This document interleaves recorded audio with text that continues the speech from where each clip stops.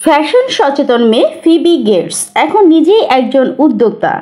Bill Gates ও Melinda গেটসের সবচেয়ে ছোট ও সবচেয়ে ফ্যাশন সচেতন মেয়ে ফিবি গেটস। তিনি নতুন একটি অনলাইন শপিং টুল চালু করেছেন। যুক্তরাষ্ট্রের নিউ ইয়র্ক শহরে ইউনিয়ন স্কোয়ারের কাছে একটি ভবন, উপরতলায় ছোট্ট সাদা দেয়ালের অফিস। সেখানে কিছু ব্যস্ত তরুণ তরুণী কাজ করছেন, কেউ সিরিল খাচ্ছেন, কেউ জেলি বিন। দেয়ালে লাল মার্কারে লেখা ক্ষণ গণনার ক্যালেন্ডার। পাশে একটা রোমান মূর্তি যার মুখে ফোলানো গোলাপি বেলুন, আর অফিসের বাইরে ঝোলানো নাম ফলকে ফিয়া। এই নতুন অনলাইন শপিং প্ল্যাটফর্মের ভাবনা শুরু করেছিলেন যুক্তরাষ্ট্রের বিখ্যাত স্ট্যানফোর্ড বিশ্ববিদ্যালয়ের দুই ছাত্রী ফিবি গেটস ও সোফিয়া কিয়ানি। কলেজের আবাসিক হলের একটি কক্ষ থেকে এ ভাবনার সূচনা। সব দিক থেকে দেখতে গেলে এটা একটা সাধারণ স্টার্ট আপ, তবে একটা পার্থক্য আছে। ফোয়েবের পদবি যে গেটস। ফ্যাশনের জগতে বুকিং.com বানাতে চায় ফিয়া। 24 এপ্রিল ফিয়ার ব্রাউজার ভিত্তিক অ্যাপ চালু হয়, যা ফ্যাশনের জন্য বুকিং.com এর মতো কাজ করবে। নতুন বা পুরনো যে কোনো পোশাক বা ফ্যাশন আইটেমের দাম হাজারো ওয়েবসাইটে তুলনা করে দেখাবে, যাতে এক ক্লিকেই সবচেয়ে সাশ্রয়ী দামে কেনা যায়। নতুন এই চিন্তার পেছনে আছেন ফিবি গেটস, বয়স 22, যিনি বিল গেটস ও মেলিন্ডা ফ্রেঞ্চ গেটসের ছোট সন্তান, এবং তার কলেজের রুমমেট সোফিয়া কিয়ানি, বয়স 23।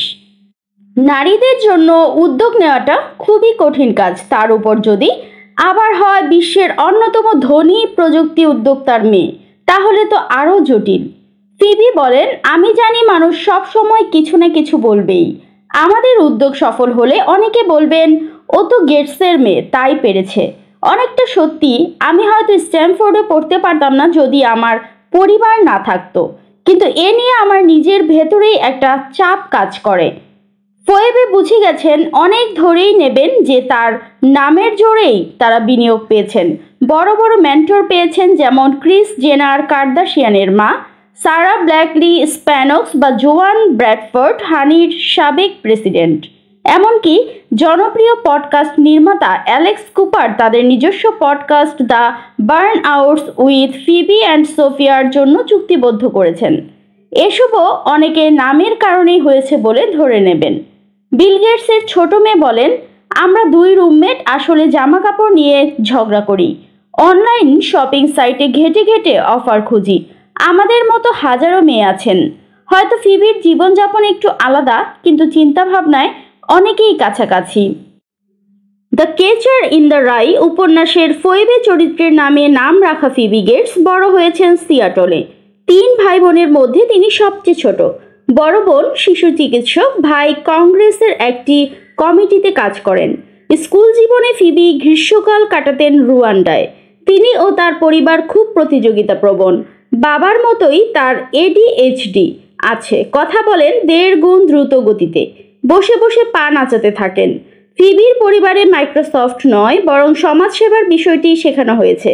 যখন ফোয়েবের 6 বছরের, তখনই বাবা মাইক্রোসফট থেকে অবসর নিয়ে গেটস ফাউন্ডেশনে পুরো মনোযোগ দেন।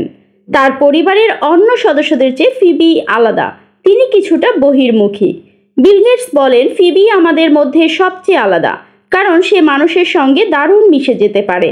ছুটিতে গেলে আমরা সবাই নিরিবিলি থাকতে চাইতাম, আর ফোয়েবে গিয়ে নতুন মানুষদের সঙ্গে আলাপ করে তাদের আমাদের কাছে নিয়ে আসতো। এমনকি তার ভাই এখন তার কাছ থেকে ফ্যাশন টিপস নেন।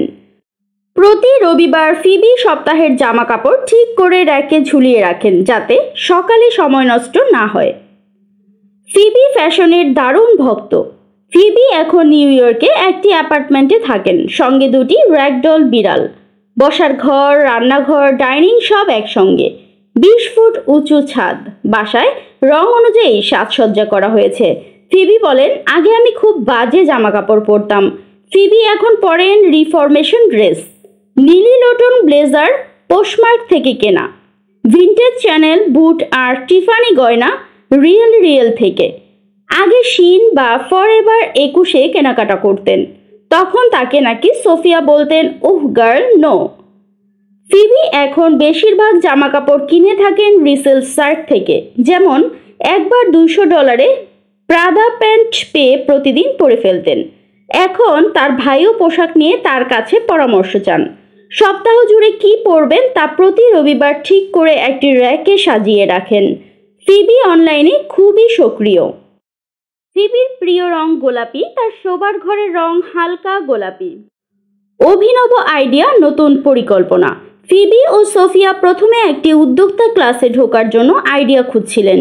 প্রথমে ভাবলেন এমন একটি স্মার্ট ট্যাম্পন বানাবেন যা শরীরে হরমোন বা আয়রনের মাত্রা বুঝে ফেলতে পারবে। পরে ভাবলেন জেনারেশন জেডের জেনজি জন্য নতুন ধরনের লিঙ্কডইন বানাবেন। শেষ পর্যন্ত দুজন ভাবলেন নিজেদের অভিজ্ঞতা থেকে, যেমন ফিবি একবার $500 দিয়ে কেনা একটি পোশাক পরে দেখেন, সেটা রিয়েলে $150 বিক্রি হচ্ছে। মনে হয়েছিল কি বোকামি করেছি। দুজনই বুঝতে পারেন তাদের মতো অনেক মেয়ে আছে যারা চান বুদ্ধিমানের মতো কেনাকাটা করতে, এক ক্লিকে সবচেয়ে সাশ্রয়ী দামে ভালো জিনিস কিনতে। দুজন এতটাই উচ্ছ্বসিত হয়ে পড়েন যে পড়াশোনা ছেড়ে পুরো সময়টা দিতে চান ফিয়া গড়তে। কিন্তু দুজনের মায়েরা নিষেধ করে দেন। তবু ফিবি 3 বছরের ডিগ্রি শেষ করেন, 4 বছর নয়, যাতে নিউ ইয়র্কে এসে কাজ শুরু করতে পারেন, কারণ এখানে ফ্যাশন আছে। এখন সবার একটাই প্রশ্ন, ফিবি কি পারবে তার বাবার মতো সফলতা অর্জন করতে? এতক্ষণ ভিডিওটি দেখার জন্য অনেক ধন্যবাদ। চ্যানেলটি সাবস্ক্রাইব করবেন এবং বেল আইকনে ক্লিক করে রাখবেন যেন পরবর্তী যে কোনো ভিডিও নোটিফিকেশন পৌঁছে যায় সবার আগে আপনার কাছে।